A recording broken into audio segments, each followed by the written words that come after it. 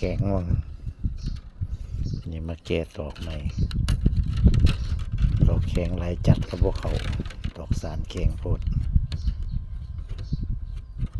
ก็เลยมาลื้อออกแล้วก็เราตอกสุดใหม่ใส่มันผสมดุลกันกับอันตอกสั่งเวลาห่อสารไปมันก็จับพวกเขา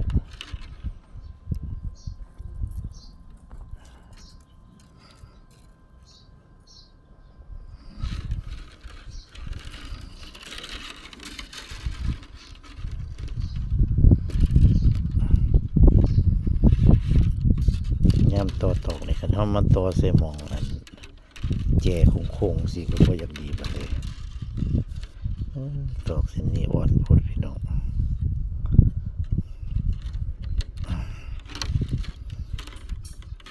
อ่อนหลายก็พอดี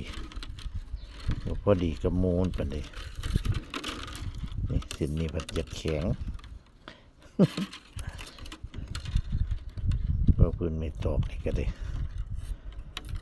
สิให้พอดีเป๊ะๆบ่ซุเส้นนี้เป็นไปบ่ได้มีเส้นแข็งเส้นอ่อนไปสินะแก้ไขไปนะเพราะว่ามันบ่ได้อันใส่แบบรีดเอาคืออันนั่นเด้เอาอาศัยเหลาไปสิก็เลยมีหม่องแข็งหม่องอ่อนบางคนเขาเจ้ามีเครื่องเหลาตอกที่เป็นแบบพอดีเฉพาะนะเอาป้อนเข้าไปแล้วก็ไหลออกมาเส้นใดก็สิพอดีกันหลดแต่ว่าของเฮาบ่ได้เฮ็ดแบบนั้นแบบเหลาแบบโบราณธรรมดา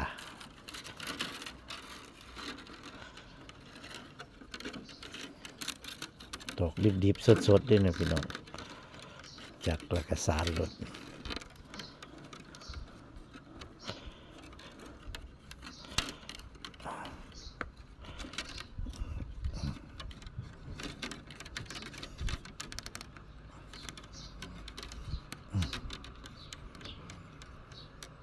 พยายามจัดเขาให้แจมนี่แหละไม่ตอกมันบ่อยากอยู่มองแจมันนี่แหละมันจะเรียนขึ้นเอาสารไปหลายรอบพุ่นละจะค่อยสิอยู่ให้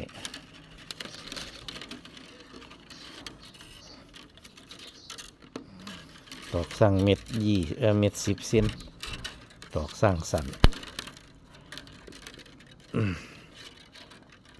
ไม่มันป้องสันจีพอดีบ่มันสีมวนได้บ่ยีบ่เป็นกระตาเตี้ยติ บ่เพื่อนมันก็สิได้อยู่ดอกแต่ว่ามันสิพอดีทรงมันสิได้ขนาดพอดีบ่หรือมันสิเป็นกระตาเตี้ยซั่นนี่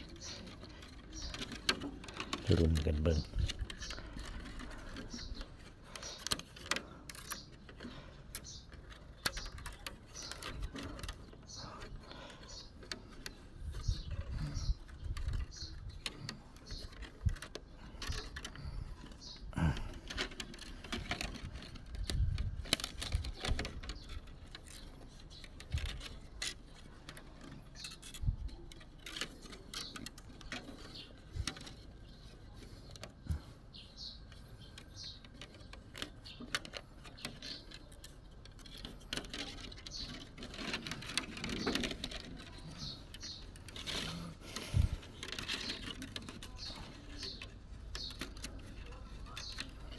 บ่พื้นไม่ตอกแจเนี่ยมันแข็งจังหน่อยตอกสารเส้นสุดท้ายกับตอกซ่อน2 ตอก2 เส้นยังกันมันแข็งไว้จังหน่อยอันนี้มันอยากอ่อนเด็กก็มีบางแจมันอยากอ่อน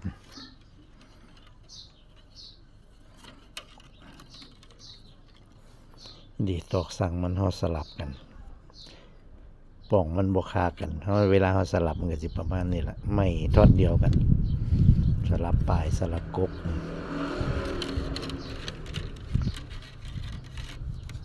เนี่ยสินเนี่ยมันอ่อนนะ มันเป็นไม้เสียวๆอย่างเลยบุอันบังเอิญมาถือมองแจซ้ำ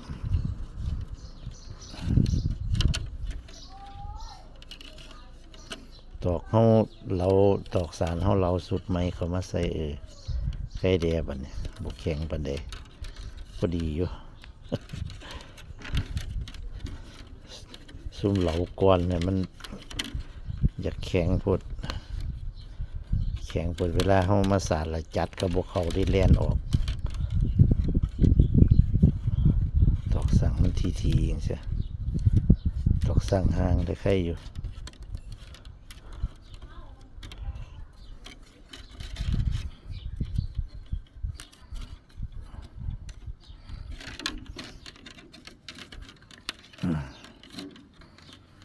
ดึงไว้จังน้อยแจมบ่ให้มันเข้าไว้พด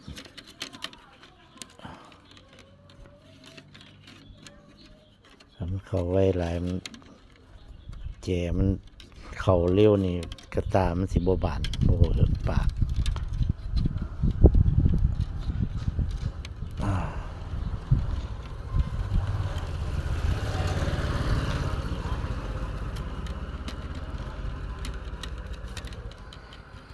เสียงหลานตื่นแล้ว ตื่นไว้หลานก็ได้นอนมือละน้อย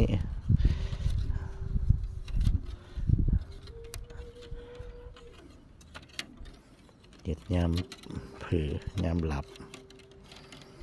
ยามหลานหลับไม่ดิบเนี่ยถึงไม่ตอกสารถึงไม่ตอกสั่งตอกสั่งตอกยั่งบางคนบางบ้านเพิ่นก็เอิ้นตอกยั่งมีผู้ใหญ่หนึ่งเพิ่นเอิ้นตอกข้างว่าซั่นเพิ่นว่า เรียกแต่ผู้สิเอิ้นเคยเอิ้นจังไดก็เอิ้นไป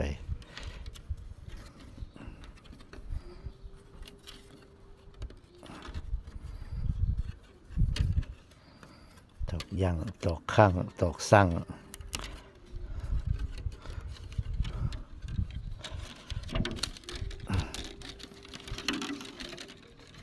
มันก็ใครก็อันไม่ตอกแห้งอยู่มันบ่ค่อยหักตอกแห้งเนี่ยมันอยากหักเวลาสาร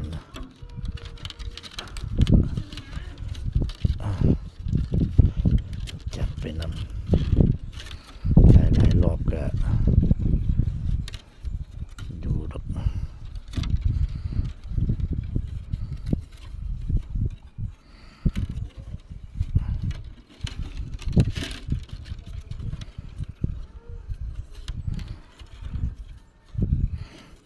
ตอกสั่งเส้นนี้อ่อนคักมันเสียวพี่น้องแต่มองนี่แข็งอยู่มองนี่มันอ่อน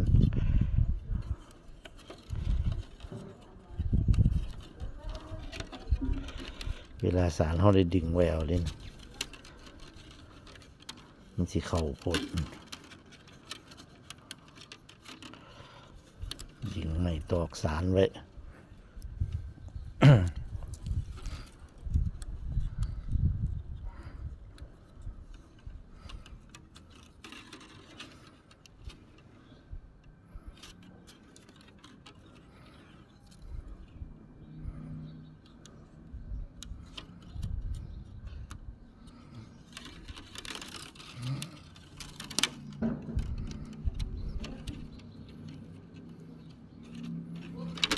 ตอกหมองทางโค้งมักสิมาเหมือดกับหมองโค้งนี่เราขึ้นตอกนี่ก็ได้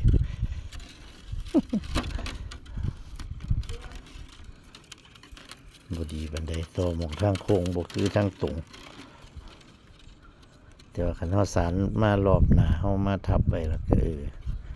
ใช่อยู่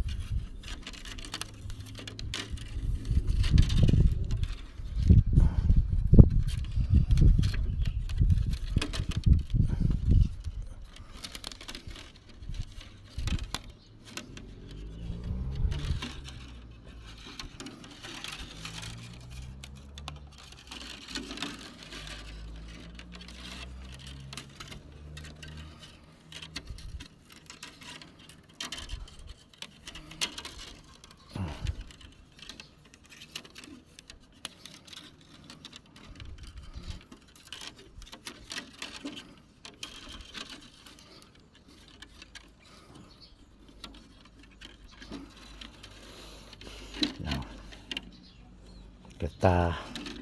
ตาอเนกประสงค์เก็บเห็ดเก็บผัก สำหรับคลิปนี้ก็ให้เบิ่งซ้ำนี้ซะกันคลิปต่อไปก็ติดตามต่อไปคลิปนี้ให้เบิ่งตอนขึ้นแจขึ้นมาต่อจากปลุกแจขึ้นมา